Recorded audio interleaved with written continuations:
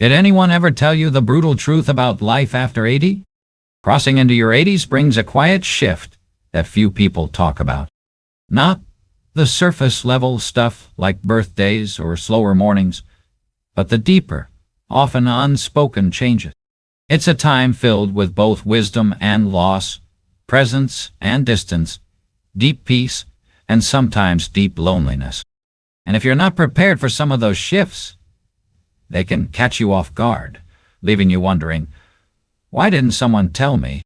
In this video, we're walking through 5 brutal realities of life after 80, not to scare you, not to depress you, but to offer clarity. Because when you see these things coming, you're no longer at their mercy. You can prepare for them and you can meet them with strength instead of surprise.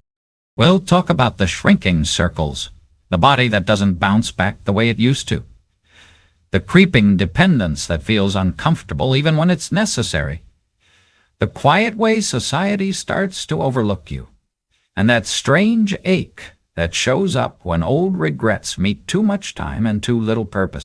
Stay with us until the end, because while some of these truths may feel heavy, they also open the door to something powerful. Acceptance, resilience, and a chance to shape the final stretch of life with the kind of dignity no one else gets to define but you. Let's talk about what really happens after 80 and how you can walk through it with open eyes, steady hands, and your head held high. Number 1. A social circle that quietly disappeared. One of the first realities that hits after 80 isn't physical, it's relational. The people who once filled your world begin to fade, often without warning. Friends pass, neighbors move, siblings grow quiet. Even longtime companions who once called every week start calling every few months. It's not personal, it's just time. But it leaves a space that can feel hollow, no matter how strong or independent you are. You wake up one morning and realize the phone doesn't ring like it used to. The invitations slow down.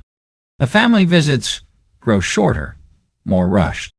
People still love you, but they're busy or distracted or dealing with their own aging in different ways.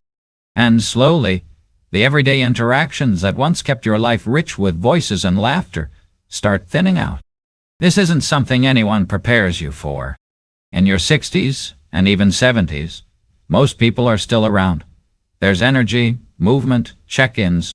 But after 80, there's a shift. You begin to outlive people.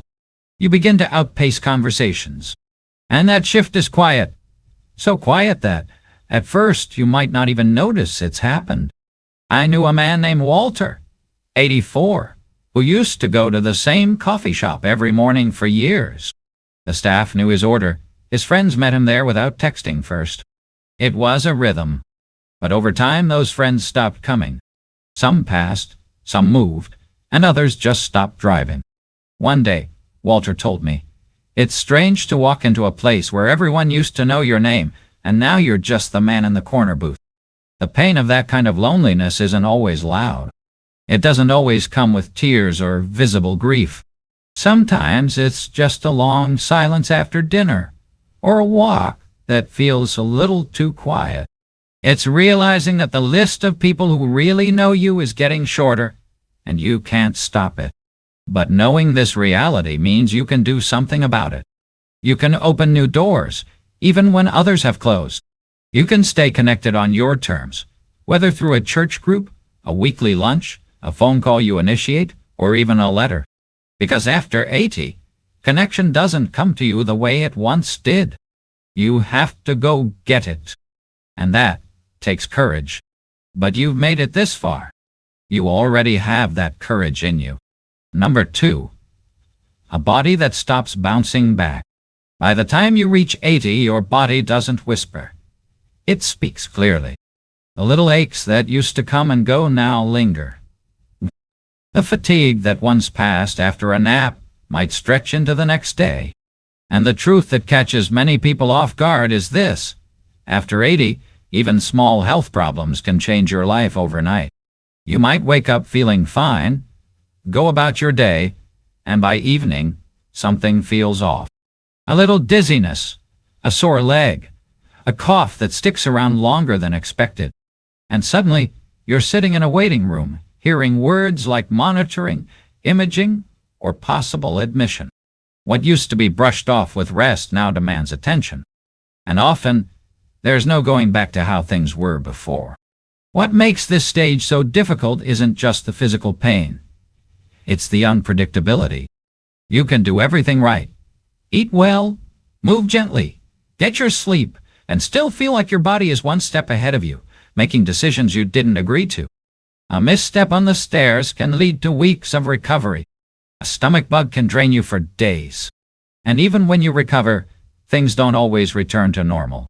Your balance might feel off. Your breathing might take more effort.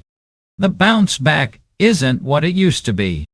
I once met a woman named Gloria, 81, who was sharp, active, and proud of her independence.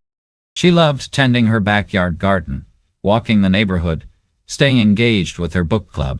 But after a minor fall, while trimming a rose bush, everything changed. It wasn't the injury, she said. It was the aftermath. Weeks of rest turned into months of reduced strength. Her confidence slipped. I thought I was just taking a break, she said, but my body treated it like a full stop.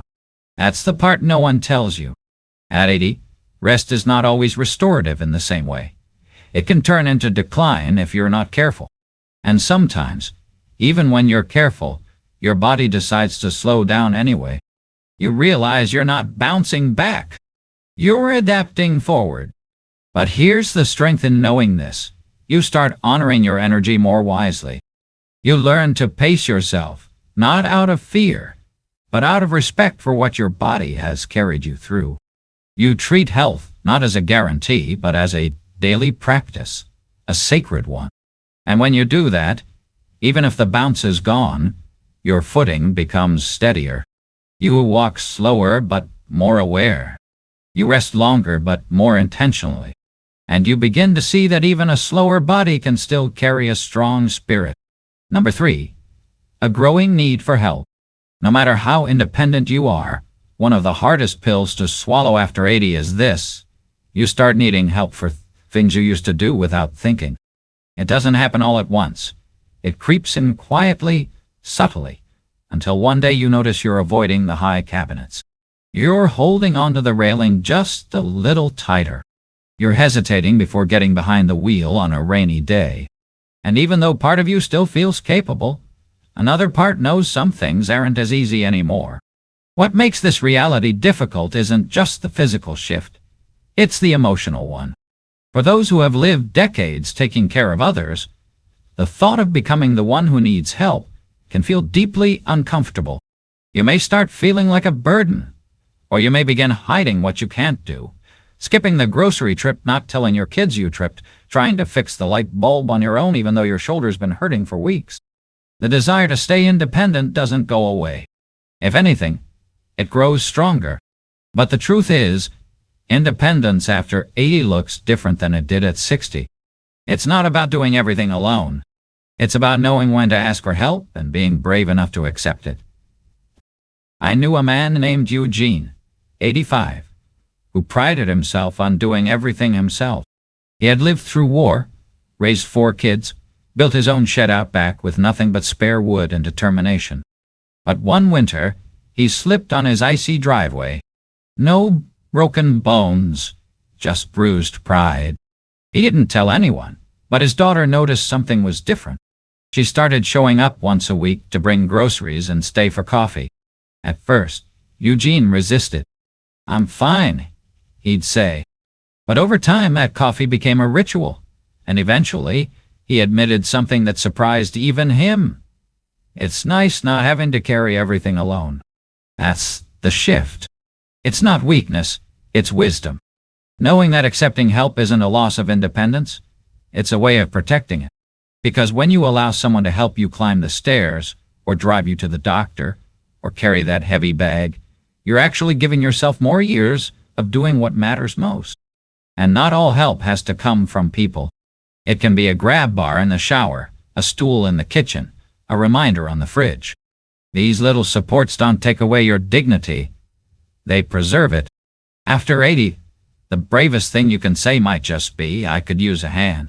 Because the older you get, the more strength you show by choosing safety over pride, peace over struggle, and connection over isolation. Number 4. A presence the world starts to overlook. One of the more painful realities of life after 80 isn't about your body or your memory. It's about your presence. Slowly, you begin to feel invisible. Not to the people who love you, maybe, but to the world at large. The cashier looks past you to the person behind you. The doctor talks to your adult child instead of you.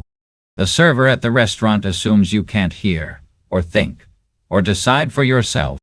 It's subtle at first, then it becomes more frequent. And even if you try to brush it off, it lands somewhere deep, because no matter how old we are, we still want to be seen. When you've lived a full life, worked, raised a family, made decisions, weathered storms, it's jarring to feel dismissed, just because your skin has folded or your hair has grayed. What hurts more is that it's rarely meant with malice. It's just a fast world that forgets slow steps still carries stories. A society obsessed with youth that forgets the strength it took to reach this age. And unless you speak up, you risk shrinking, not because you've lost your voice, but because others stop listening. I remember a woman named Irene, 86, who volunteered at a local museum. One day, a visitor asked the staff a question she could have answered in her sleep. After all, she lived through that very decade of history. But the question skipped right over her. When I asked her how she felt, she just smiled and said, "I'm used to it." But there was sadness in that smile, the kind that comes from being seen as furniture instead of fire. But you are not furniture. You are not background. You are still here, still thinking, still contributing. And just because the world sometimes forgets, that doesn't mean you have to. So what can you do? You speak anyway. You ask the questions. You offer the opinions. You vote. You share your stories, even when no one asks. You stand up, even if your knees wobble.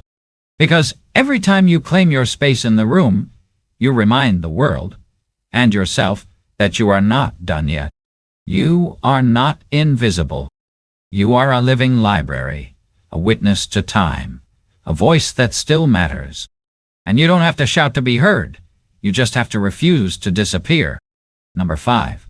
A sense of regret if purpose isn't redefined.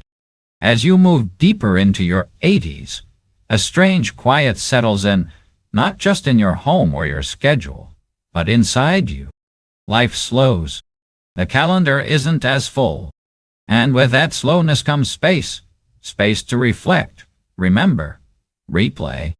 That can be beautiful, but if you're not careful, it can turn into something heavy. Not the loud, dramatic kind. The quiet kind. The "I wish I'd spent more time with them" kind. The "why didn't I take that chance when I had it" kind. The kind that shows up when you have time, but not always the energy or freedom to do the things you once postponed. This isn't something people talk about much. We celebrate the wisdom of aging, the freedom of retirement, the joy of grandchildren, and all of that is real. But so is the lingering question that often goes unspoken. What now? If you've spent your whole life working, giving, running, raising, serving, and then it all stops, it can feel like your purpose is fading with it. I knew a man named Stanley, 88, tall. He had been a teacher for over 40 years. After he retired, he felt proud, but also strangely hollow. "No one needs me anymore," he said once. But that wasn't true. He just hadn't yet found a new way to be needed. Because purpose doesn't retire. It changes shape. Maybe you don't build houses anymore, but you build confidence in your great-grandkids with your stories. Maybe you don't lead meetings, but you lead with presence when someone is grieving. Maybe you don't solve big problems, but you solve loneliness with a smile to a neighbor. The danger of regret isn't that you've made mistakes. We all have. It's that you sit in them too long without turning them into something meaningful. But when you redefine purpose, not as productivity but as presence, you begin to realize that you still have so much to give, not just to others, but to yourself. Because the most important work you'll do after 80 may not be for legacy or applause. It may be this: waking up with kindness in your heart, curiosity in your eyes, and enough courage to ask, how can I bring light today, even if just a little? That's not regret. That's redemption. And it's never too late to find it. Final thoughts. Reaching your 80s is no small thing. It's a landmark built on decades of love, loss, effort, change, and resilience. But with that strength comes new challenges, some of them subtle, others hard to ignore. And facing these realities doesn't make you weak. It makes you honest. It means you've lived long enough to see life for what it truly is. Unpredictable, sometimes unfair, but still deeply worth showing up for. So which of these 5 realities struck you the most? Was it the silence that comes when your social world begins to shrink? The frustration of a body that doesn't recover like it used to? The discomfort of needing help when you've spent a lifetime being the helper? Or maybe it was the invisible feeling that comes when the world moves too fast to see you? Or the ache that grows when your purpose isn't clear anymore?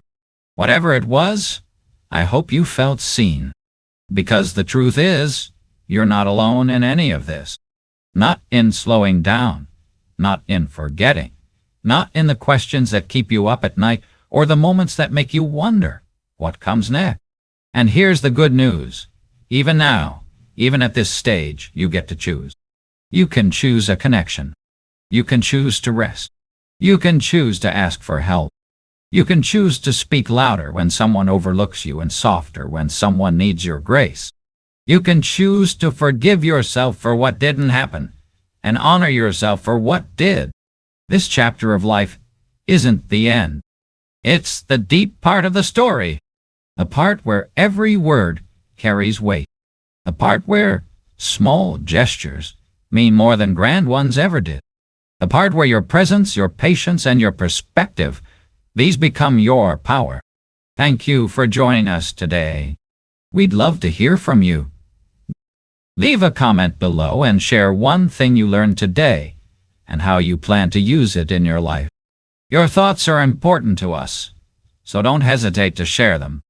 Reading your comments gives us great motivation and encouragement. If you enjoyed this video and found it helpful, please like, subscribe, and share. Your support helps us continue creating good content to inform and inspire you. Thanks for watching, and we look forward to seeing you in the next video.